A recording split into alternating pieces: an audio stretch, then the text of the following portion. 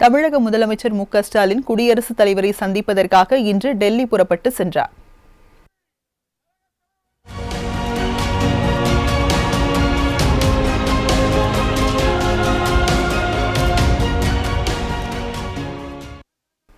முதலமைச்சராக மு.க.ஸ்டாலின் பதவியேற்ற பிறகு இரண்டாவது முறையாக டெல்லி சென்றார். டெல்லியில் குடியரசுத் தலைவர் ராம்நாத் கோவிந்தை நாளை சந்திக்க உள்ள அவர் மேகதாது அணை மற்றும் நீட் தேர்வு உள்ளிட்ட பல்வேறு விவகாரங்கள் குறித்து ஆலோசிக்க உள்ளதாக தகவல்கள் வெளியாகியுள்ளன. ஸ்டாலின் முதலமைச்சராக பொறுப்பேற்ற பின்னர் முதன்முறையாக குடியரசுத் தலைவரை சந்திப்பதால் இந்த சந்திப்பு முக்கியத்துவம் வாய்ந்ததாக கருதப்படுகிறது.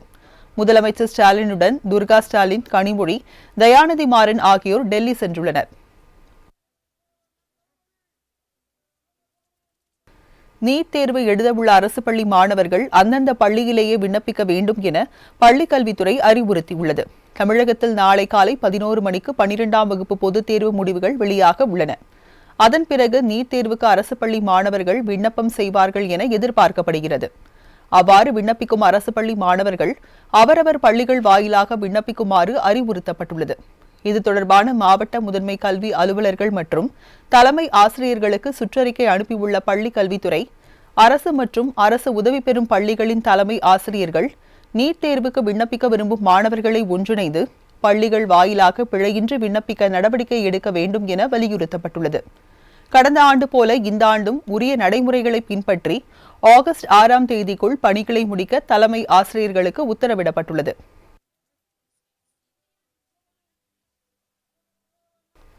தூத்துக்குடி துறைமுகத்தில் உள்ள INS கட்டபொம்மன் கடற்படைக்கான கப்பல் தளத்தில் நீர்மூழ்கி கப்பல் நிறுத்தப்பட்டுள்ள சம்பவம் பரபரப்பை ஏற்படுத்தியுள்ளது. இந்திய கடற்படைக்கு சொந்தமான அதிநவீன நீர்மூழ்கி கப்பலான சிந்து சாஸ்திரா தூத்துக்குடி துறைமுகத்தில் உள்ள INS கட்டபொம்மன் கடற்படை கப்பல் தளத்தில் நிலைநிறுத்தப்பட்டுள்ளது.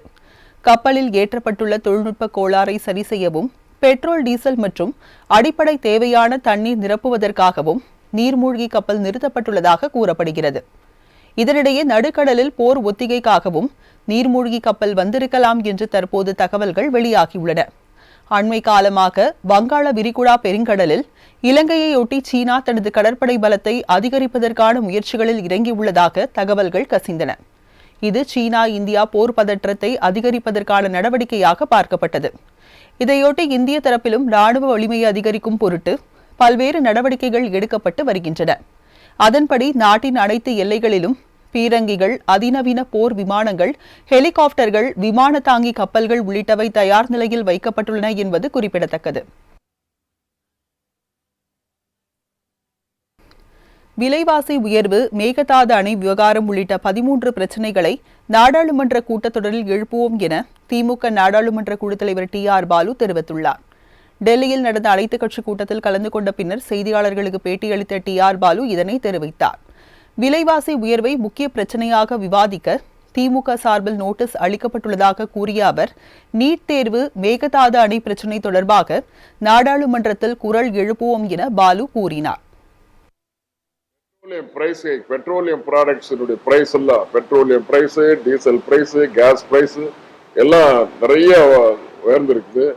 ஆனா இன்டர்நேஷனல் பிரைஸ் க்ரூட் ஆயில் குறைஞ்சிருக்குது. நீங்க எப்படி இதை செய்யறீங்க? இதை பத்தி பொதுவாக பேசப்படணும். அதே போல சைனீஸ் த்ரெட், பார்டர்ல சைனீஸ் த்ரெட் இருக்குது. இது ரொம்ப நாளா ஹைட் அண்ட் சீக் மாதிரி நடந்துட்டு இருக்குது. இதெல்லாம் இந்த பிரச்சனை குறித்து 3 பிரச்சனை குறித்தும் 193 நோட்டீஸ் நேற்றே கொடுத்தாச்சு. அதுக்கு பிறகு calling address notice construction Mekedatu நம்ம தமிழ்நாட்டு நலன் குறித்து பேசும்போது கர்நாடகா முதலமைச்சர் வந்தா நீங்க ஒண்ணு சொல்றீங்க, எங்க நீர்வளத்துறை அமைச்சர் வந்தா அது அவர்கிட்ட ஒரு மாதிரி பேசுறீங்க. இதாங்க நம்ப முடியாது. நீங்க பாராளுமன்றத்தை சொல்லுங்க. மேகதாது அணைக்கட்ட பிரச்சனை காலிங் அட்ரஸ் இல்ல. காலிங் அட்ரஸ்ல மேகதாது அணைக்கட்டு, நீட்டு, அதே போல reservation in all India quota for OBC medical students கொடுக்கணும் அப்படின்ட்டு இந்த 3 மேட்டரும் கவன ஈர்ப்பு தீர்மானத்துல கொடுத்துருக்கோம். இந்த கவன ஈர்ப்பு தீர்மானத்தை நீங்க கண்டுக்கிறதே கிடையாது. சீர்காழி அருகே மடவாமேடு மீனவர் கிராமத்தில் உண்ணாவிரதத்தில் ஈடுபட்ட 500க்கும் மேற்பட்ட மீனவர்கள் திடீரென கடலில் இறங்கி போராடியதால் பரபரப்பு ஏற்பட்டுள்ளது. மயிலாடுதுறை மாவட்டம் சீர்காழி தாலுகாவில் திருமுல்லைவாசல், பூம்புகார், மடவாமேடு உள்ளிட்ட 18 மீனவ கிராமங்களைச் சேர்ந்த 5000க்கும் மேற்பட்ட மீனவர்கள் சுருக்குமடி வலைக்கு அனுமதி வழங்க கோரி நேற்றிலிருந்து தொடர் உண்ணாவிரத போராட்டத்தில் ஈடுபட்டு வருகின்றனர். இந்நிலையில் நேற்று உண்ணாவிரதத்தில் ஈடுபட்ட மீனவர்களிடம் நாகப்பட்டினம் மாவட்ட மீன்வளத்துறை இணை இயக்குநர் ரெட்சல் மற்றும் உதவி இணை இயக்குநர் பேச்சுவார்த்தையில் ஈடுபட்டனர். ஆனால் அந்த பேச்சுவார்த்தை தோல்வியடைந்ததால் போராட்டம் தொடர்ந்து நடைபெற்று வருகிறது.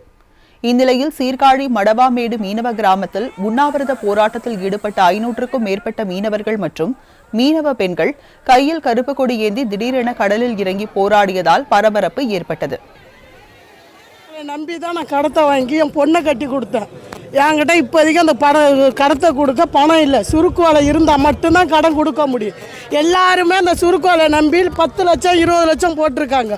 நாங்கள் முதலீடு போட்ட அந்த பொருளை யார் எடுத்துப்பா?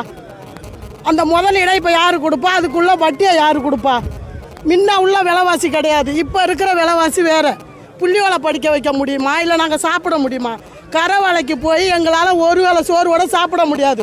இப்போ விற்கிற அரிசி விலைக்கு ஒரு படி அரிசி வாங்கி எங்களால் சாப்பிட முடியாது. சுருக்கு வேலை இருந்தால் மட்டும்தான் எங்களால் பிழைக்க முடியும், இருக்க முடியும். இத்தனை காலமாக இருந்த சுருக்கு வேலைத்தை இப்போ எதுக்கு எங்கள் மக்களும் சேர்ந்து கவர்மெண்ட்டு, மத்திய கவர்மெண்ட், எல்லா கவர்மெண்ட்டும் சேர்ந்து தடுக்கிறாங்களே, அது எதனால்? எங்கள் வயிற்றை அவங்க அடிக்கிறாங்க. நாங்கள் ஒரு வயிற்றுக்காக தான் நாங்கள் சம்பாதிக்கிறதுக்கு போகிறோம் கடலில். எங்கள் உயிரை பணியை வச்சு கடலுக்கு போகிறோம். எங்களை தடுக்கிறதுக்கு அவங்களுக்கு என்ன உரிமை இருக்குது? தேனியில் 9 கோடி ரூபாய் வரையில் பண மோசடி செய்தவரை கடத்திய 2 பேரை மானாமதுரையில் வைத்து போலீசார் கைது செய்தனர். சிவகங்கை மாவட்டம் மானாமதுரை மற்றும் பரமக்குடி பகுதிகளில் ஷாப்பிங் மால் வைத்து நடத்தி வந்த ராஜீவ்காந்திக்கு கடந்த 5 ஆண்டுகளுக்கு முன்பு தேனி மாவட்டம் பொட்டகளத்தை சேர்ந்த கௌரி மோகன்தாஸ் என்பவருடன் பழக்கம் ஏற்பட்டுள்ளது. இந்த நிலையில் சதுரங்க வேட்டை பட பாணியில் தன்னிடம் கோபுர கலசத்தில் வைக்கக்கூடிய விலை மதிப்பற்ற இரிடியம் இருப்பதாகவும் அதனை வெளிநாட்டில் விற்பனை செய்தால் கோடிக்கணக்கில் பணம் சம்பாதிக்கலாம் என்று கௌரி மோகன்தாஸ் கூறிய ஆசை வார்த்தைகளில் மயங்கிய ராஜீவ்காந்தி கடன் வாங்கி 3.5 கோடி வரை கௌரி மோகன்தாஸிடம் கொடுத்துள்ளார். இது தவிர ராஜீவ்காந்தி மூலம் அறிமுகமானவர்களிடம் சேர்த்து மொத்தம் 9 கோடி வரை மோசடி செய்த கௌரி மோகன்தாஸ் பின்னர் தலைமறைவாகியுள்ளார். அவரை தேடி அலைந்து கொண்டிருந்த ராஜீவ்காந்தி பல நாட்கள் கழித்து வீடு திரும்பிய கௌரி மோகன்தாஸை கடத்தி சென்று பணத்தை திரும்ப கேட்டு மிரட்டியதாக கூறப்படுகிறது. இது தொடர்பான புகாரில் கௌரி மோகன்தாஸை மீட்டு மானாமதுரை காவல் நிலையத்தில் வைத்து போலீசார் விசாரித்து வருகின்றனர். தேசிய அளவிலும் உலகளவிலும் நடைபெற்ற சில முக்கிய நிகழ்வுகளை விரைவுச் செய்திகளாக தற்போது பார்க்கலாம். நெல்லை மாவட்டம் முழுவதும் கடந்த 24 மணி நேரத்தில் 57 ரவுடிகள் கைது செய்யப்பட்டுள்ளார்கள். நெல்லை மாவட்டத்தில் கடந்த 1 மாதங்களாக பல்வேறு கொலை சம்பவங்கள் நடைபெற்று வருகின்றன. இரு சமூகங்களுக்கு இடையே கடந்த 1 மாதத்தில் 12க்கும் மேற்பட்ட படுகொலை சம்பவங்கள் நடைபெற்றுள்ளன. இந்த நிலையில் கொலை முயற்சி, வழிப்பறி, சாதிய வன்முறைகளால் ஈடுபடும் ரவுடிகள் குறித்த பட்டியலை தயார் செய்த நெல்லை மாவட்ட காவல்துறை 57 ரவுடிகளை சுற்றி வளைத்து கைது செய்துள்ளது. இதனிடையே தாழையூத்து கண்ணன் என்பவர் கொலைக்கு பின்னர் இரு சமூகங்களுக்கு இடையே வன்முறை ஏற்படும் வகையில் தொடர்ச்சியாக ஆடியோ பதிவு செய்து வந்த கோடி அருள் என்பவரை போலீசார் துப்பாக்கி முனையில் கைது செய்ததாக கூறப்படுகிறது. நெல்லை மாவட்டத்தில் சாதிய சக்திகள் தலை தூக்குவதை அறிந்த காவல்துறையினர் தொடக்கத்திலேயே அதை தடுக்க நடவடிக்கை மேற்கொண்டுள்ளனர்.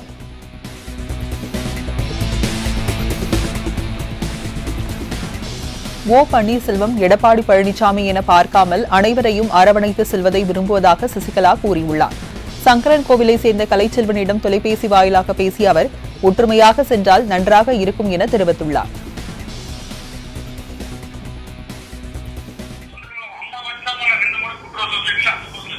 சரி சரி சரி நான் இப்போ கட்டாயம் நான் விரைவில் வருவேன்.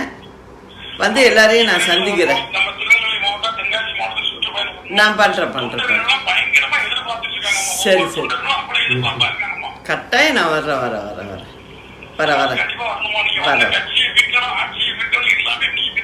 செய்கிறேன். சரி சரி நிச்சயம் செய்வோம் அதை. சரி சரி சரி சரி சரி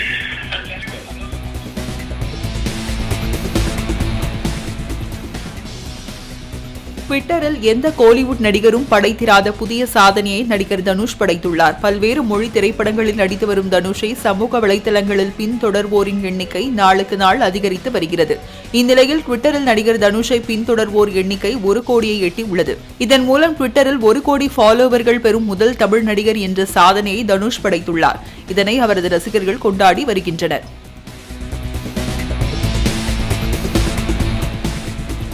தமிழகத்தில் IAS அதிகாரிகள் 3 பேரை பணியிட மாற்றம் செய்து தமிழக அரசு உத்தரவிட்டுள்ளது.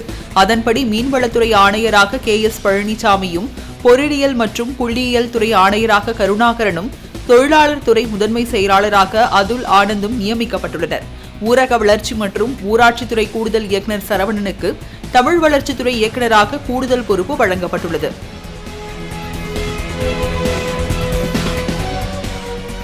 தொடர் மழை காரணமாக வைகை அணைக்கு நீர்வரத்து அதிகரித்துள்ளது. அணையின் நீர்மட்டம் 68 அடியை எட்டியுள்ளதால் விரைவில் அணை முழு கொள்ளளவை எட்டும் என்று எதிர்பார்க்கப்படுகிறது. தேனி மாவட்டத்தில் தென்மேற்கு பருவமழை கடந்த சில நாட்களாக பரவலாக பெய்து வருகிறது. இதன் காரணமாக வைகை அணைக்கான நீர்வரத்து வினாடிக்கு 1601 கன அடியாக உயர்ந்துள்ளது. 71 அடி உயரம் கொண்ட வைகை அணை நீர்மட்டம் ஏற்கனவே 67 அடிக்கு மேல் இருந்த நிலையில் தற்போது கூடுதல் நீர்வரத்தால் அணை நீர்மட்டம் 68 அடியாக உயர்ந்துள்ளது.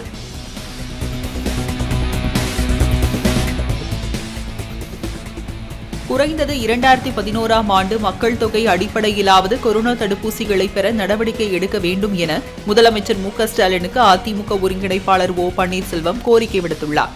இது தொடர்பாக அவர் வெளியிட்டுள்ள அறிக்கையில், இந்த ஆண்டு இறுதிக்குள் மத்திய அரசால் கொள்முதல் செய்யப்பட உள்ள 96 கோடி தடுப்பூசிகளில் தமிழக மக்கள் தொகையின் அடிப்படையில் 6 விழுக்காடு தடுப்பூசிகள் பெற வேண்டும் என கூறியுள்ளார்.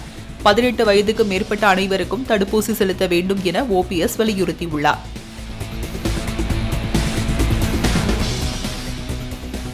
இந்தியா பாகிஸ்தான் எல்லையில் 61 ட்ரோன்களும் 4 சுரங்கங்களும் கண்டுபிடிக்கப்பட்டுள்ளதாக எல்லை பாதுகாப்பு படை தலைவர் ராகேஷ் அஸ்தானா தெரிவித்துள்ளார்.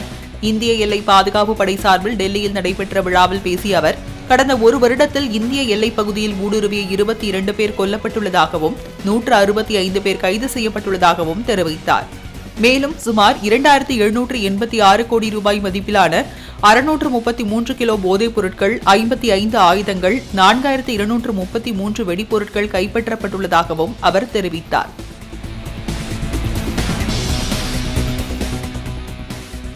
பல்கலைக்கழக துணைவேந்தர்களாக துறை சார்ந்த பேராசிரியர்களை நியமிக்க வேண்டும் என பாமக நிறுவனர் ராமதாஸ் வலியுறுத்தியுள்ளார். இது தொடர்பாக அறிக்கை வெளியிட்டுள்ள அவர், தமிழ்நாட்டில் கடந்த சில ஆண்டுகளாக கலை மற்றும் அறிவியல் பல்கலைக்கழகங்களுக்கும் தொழில் மற்றும் தொழில்நுட்ப பேராசிரியர்களை துணைவேந்தர்களாக நியமிக்கும் வழக்கம் அதிகரித்து வருவதாக குறிப்பிட்டுள்ளார். எனவே சம்பந்தப்பட்ட பல்கலைக்கழகங்களின் வளர்ச்சியை பாதிக்கும் வகையிலான இந்த போக்கு தவிர்க்கப்பட வேண்டும் என ராமதாஸ் கேட்டுக் கொண்டுள்ளார். கர்நாடகத்தில் 50% இருக்கைகளுடன் திரையரங்குகளை திறக்க அம்மாநில அரசு அனுமதி அளித்துள்ளது. கர்நாடகத்தில் ஊரடங்கு தளர்வுகள் அறிவிப்பு தொடர்பாக முதலமைச்சர் எடியூரப்பா தலைமையில் இன்று அமைச்சரவைக் கூட்டம் நடைபெற்றது. இதில் ஜூலை 26 முதல் உயர்கல்வி நிறுவனங்களை திறக்கவும், குறைந்தபட்சம் ஒரு தவணை தடுப்பூசியானது போட்டுக்கொண்ட ஆசிரியர்கள் மற்றும் மாணவர்கள் மட்டுமே கல்வி நிறுவனங்களில் அனுமதிக்க வேண்டும் என தெரிவிக்கப்பட்டுள்ளது. இது தவிர இரவு நேரத்திற்கான ஊரடங்கு 9 மணிக்கு பதில் 10 மணிக்கு தொடங்கி காலை 5 மணி வரை அமலில் இருக்கும் என்று தெரிவிக்கப்பட்டுள்ளது.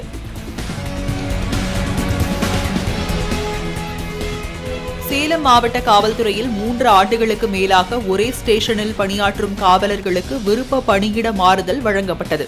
சேலம் மாவட்ட ஆயுதப்படை மைதானத்தில் நடைபெற்ற நிகழ்ச்சியில் SP அபினவ் கலந்து கொண்டு காவலர்களுக்கு விருப்ப பணியிடத்தை ஒதுக்கீடு செய்தார். மாவட்டம் முழுவதும் 400 காவலர்களுக்கு பணியிட மாறுதல் வழங்கப்பட்டன. இதேபோல் ஒரே காவல் உட்கோட்டத்தில் 6 ஆண்டுகளுக்கு மேலாக பணியாற்றும் காவலர்களுக்கும் விருப்ப பணியிட மாறுதல் வழங்கப்பட்டன.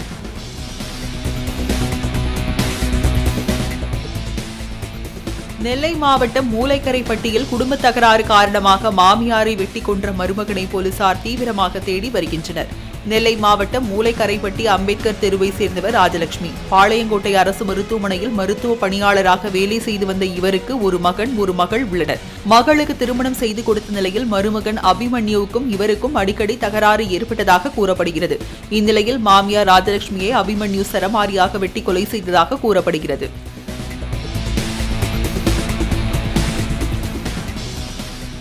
சென்னையில் மக்களின் வசதிக்கு ஏற்ப புதிய மேம்பாலங்கள் கட்டித்தரப்படும் என நெடுஞ்சாலைத்துறை அமைச்சர் ஏவா வேலு தெரிவித்துள்ளார்.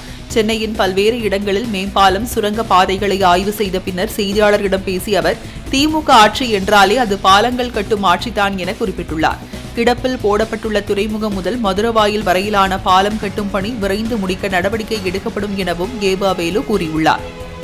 மதுரவாயல் போர்ட் பாலம் என்பது மத்திய அரசாங்கத்துடைய திட்டம். இது தலைவர் கலைஞர் முதலமைச்சராக இருக்கிற பொழுதுதான் மாண்புமிகு மன்மோகன் பிரதமராக இருக்கிற பொழுது 1000 கோடி ரூபாய் இந்த திட்டங்கள் தீட்டப்பட்டது, பணிகள் தொடங்கப்பட்டது. 10 ஆண்டு காலமாக ஏற்கனவே இருந்த ஆட்சியாளர்கள் அதை கிடப்பிலே போட்டு விட்டார்கள். மாண்புமிகு முதலமைச்சர் அவர்கள் சென்ற மாதம் டெல்லிக்கு போன பொழுது பிரதமரை சந்தித்து இந்த பாலத்திற்கு முக்கியத்துவம் கொடுத்து இந்த பாலத்தை நீங்கள் அமைக்க வேண்டும் மத்திய அரசாங்கம் என்று கடிதம் கொடுத்தார்கள். இப்போது சம்பந்தப்பட்ட அந்த நகா என்னுடைய இயக்குநரை அழைத்து என்னுடைய அறைக்கு நான் பேசியிருக்கிறேன். இப்பொழுது மீண்டும் அந்த திட்டங்கள் விரைந்து செயல்படுத்திருக்க வேண்டிய பணிகளில் இறங்கியிருக்கிறார்கள். எனவே அது கூடிய சீக்கிரத்தில் அந்த திட்டங்கள் நிறைவேற்றுவதற்கு தமிழக அரசு சார்பாக என்னென்ன ஒத்துழைப்பு நல்க முடியும் அது ஒத்துழைப்பு நல்குவோம். இந்த பணிகளை உடனே துவக்க.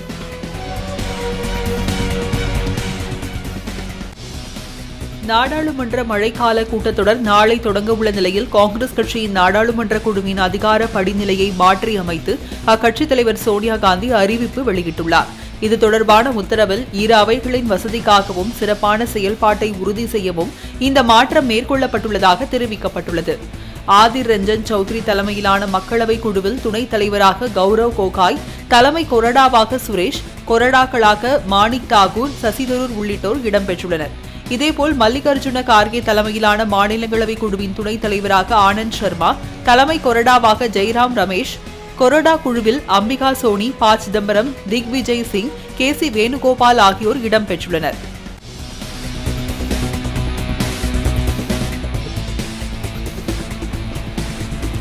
நாமக்கல் அருகே பிறந்து 10 நாட்களே ஆன பெண் குழந்தையை பெற்ற தாயை கொன்றுவிட்டு இயற்கையாக இறந்துவிட்டது என நாடகமாடிய சம்பவம் அதிர்ச்சியை ஏற்படுத்தியுள்ளது. எருமப்பட்டியை சேர்ந்தவர்கள் சூர்யா கஸ்தூரி தம்பதியினர். இவர்களுக்கு ஏற்கனவே 2 பெண் குழந்தைகள் உள்ள நிலையில் 3வதாகவும் பெண் குழந்தையே பிறந்துள்ளது. இந்நிலையில் குழந்தை திடீரென இறந்துவிட்டதாக கூறி கஸ்தூரி ரகசியமாக அடக்கம் செய்ததாக தெரிகிறது. ஆனால் குழந்தையின் இறப்பில் சந்தேகமடைந்த மருத்துவமனை நிர்வாகம் இதுகுறித்து காவல்துறையில் புகார் அளித்தது. இதன் அடிப்படையில் கஸ்தூரியை பிடித்து காவல்துறையினர் நடத்திய கிடுக்குப்பிடி விசாரணையில் குழந்தையை அவர் கொலை செய்து நாடகமாடியதை ஒப்புக்கொண்டார். இதையடுத்து கஸ்தூரியை கைது செய்த போலீசார் நீதிபதி முன் ஆஜர்படுத்தி சிறையில் அடைத்தனர். பல்வேறு மாவட்டங்களில் நிகழ்ந்த முக்கிய நிகழ்வுகளை விரைவாக பார்க்கலாம். ஆடி மாதம் முதல் ஞாயிற்றுக்கிழமையொட்டி திருவள்ளூர் மாவட்டம் பெரியபாளையம் பவானியம்மன் கோவிலில் திரளான பக்தர்கள் சாமி தரிசனம் செய்தனர். ஆடி மாதம் பிறந்ததை அடுத்து தமிழகத்தில் உள்ள அனைத்து அம்மன் கோவில்களில் சிறப்பு பூஜை மற்றும் அபிஷேகம் நடைபெற்று வருகிறது. அந்த வகையில் பெரியபாளையம் பவானியம்மன் கோவிலில் திரளான பக்தர்கள் வருகை தந்து சாமி தரிசனம் செய்தனர். கொரோனா தடுப்பு நடவடிக்கை காரணமாக கோவிலுக்குள் பொங்கல் வைக்க அனுமதி மறுக்கப்பட்டுள்ள நிலையில் பொதுமக்கள் ஆற்றங்கரையோரம் பொங்கல் வைத்து அம்மனுக்கு படைத்தனர்.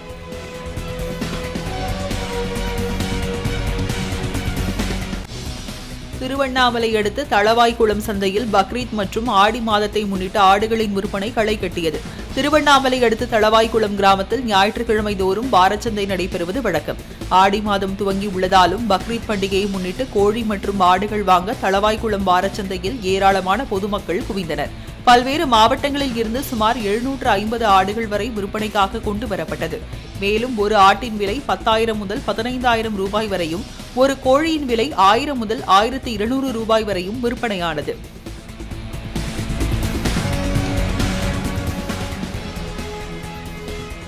ராஜபாளையத்தில் வாகன சோதனையின் போது சென்னை மற்றும் கடலூருக்கு மணல் கடத்திய 2 லாரிகளை போலீசார் பறிமுதல் செய்தனர்.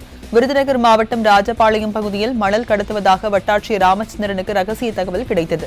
இதனையடுத்து நடத்தப்பட்ட வாகன சோதனையில் தென்காசி மாவட்டம் கடையநல்லூர் பகுதியில் இருந்து மணல் கடத்திய லாரியை பறிமுதல் செய்து ஓட்டுநரை போலீசார் கைது செய்தனர்.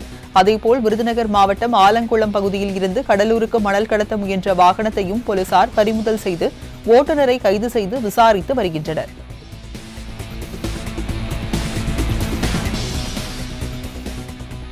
திருப்பூர் மாவட்டம் அவிநாசி அருகே மதுக்கடையின் பூட்டை உடைத்து கல்லாப்பெட்டியில் பணம் திருட முயன்ற நபரை போலீசார் கையும் களவுமாக பிடித்தனர். அங்குள்ள கால்நடை மருத்துவமனை அருகே செயல்பட்டு வரும் டாஸ்மாக் கடையில் மர்ம நபர் கைவரிசை காட்ட முயன்றுள்ளார். அப்போது ரோந்து பணியில் ஈடுபட்டிருந்த போலீசார் டாஸ்மாக் கடைக்குள் இருந்து சத்தம் கேட்டதால் சந்தேகமடைந்து அங்கு சென்று பார்த்தபோது கல்லாப்பெட்டியை உடைத்துக் கொண்டிருந்தது தெரியவந்தது. இதையடுத்து கைவரிசை காட்டிய கேரளாவை சேர்ந்த ரிதேஷ் என்பவரை கைது செய்தனர்.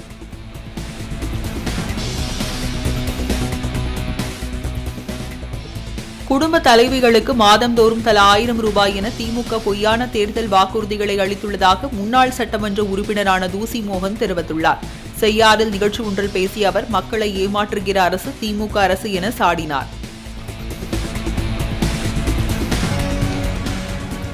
தஞ்சாவூர் மாவட்டம் பாபநாசம் அருகே தனியார் கம்பெனியின் காவலாளி கொலை செய்யப்பட்டது தொடர்பாக காவல்துறை தீவிர விசாரணை நடத்தி வருகிறது. பாபநாசம் தாலுகா அம்மாப்பேட்டை விஜயலட்சுமி நகரை சேர்ந்தவர் ஜெயபால். இவர் தளவாய்பாளையம் ரயில்வே கேட் அருகில் உள்ள ஒரு தனியார் பைப் கம்பெனியில் செக்யூரிட்டியாக வேலை பார்த்து வந்தார். இந்நிலையில் இன்று காலை ஜெயபால் கம்பெனியின் வாசலில் தலையில் கடுமையாக தாக்கப்பட்டு ரத்த வெள்ளத்தில் இறந்து கிடந்தார். இதுகுறித்து தகவல் அறிந்த போலீசார் உடலை கைப்பற்றி விசாரணை நடத்தியதில் ஜெயபாலின் இருசக்கர வாகனமும் செல்போனும் திருட்டு போயிருப்பது தெரியவந்துள்ளது. இதனால் கொலை திருட்டிற்காக நடந்ததா என போலீசார் விசாரணை நடத்தி வருகின்றனர்.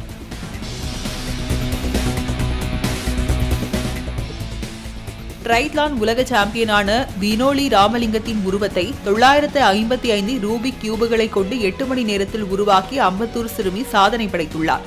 சிறுமியின் இந்த முயற்சிக்கு பலர் பாராட்டு தெரிவித்த நிலையில் கின்னஸ் சாதனைக்கு முயற்சிக்க உள்ளதாக பிரிஷா தெரிவித்துள்ளார். 3ஆம் வகுப்பு படிக்கும் 8 வயதான பிரிஷா அண்ணா நகரில் உள்ள தமிழ்நாடு கியூப் அசோசியேஷனில் சேர்ந்து கடந்த 2019ஆம் ஆண்டு முதல் ரூபிக் கியூப் பயிற்சி பெற்றுள்ளார்.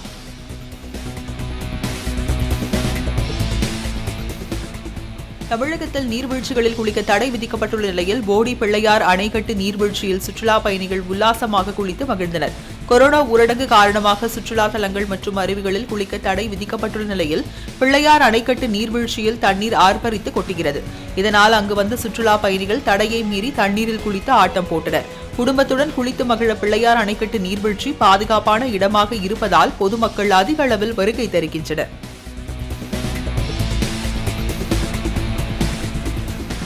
கொரோனா தடுப்பூசி இருப்பு இல்லாததால் கரூர் மாவட்டத்தில் 2வது நாளாக கொரோனா தடுப்பூசி செலுத்தும் பணி தடைப்பட்டது. கொரோனா தொற்று பரவலை தடுக்க தடுப்பூசி ஒன்றை தீர்வு என்று கூறி வரும் நிலையில் தடுப்பூசிக்கு ஏற்பட்டுள்ள தட்டுப்பாட்டால் பணியில் தொய்வு ஏற்பட்டுள்ளது. இதையடுத்து கரூரில் 2வது நாளாக தடுப்பூசி முகாம்கள் செயல்படவில்லை. மேலும் மறு அறிவிப்பு வரும் வரை பொதுமக்கள் யாரும் முகாம்களில் காத்திருக்க வேண்டாம் என அறிவிப்பு பலகை வைக்கப்பட்டுள்ளது. இதனால் தடுப்பூசி மையத்திற்கு வரும் பொதுமக்கள் ஏமாற்றத்துடன் திரும்பி சென்றனர்.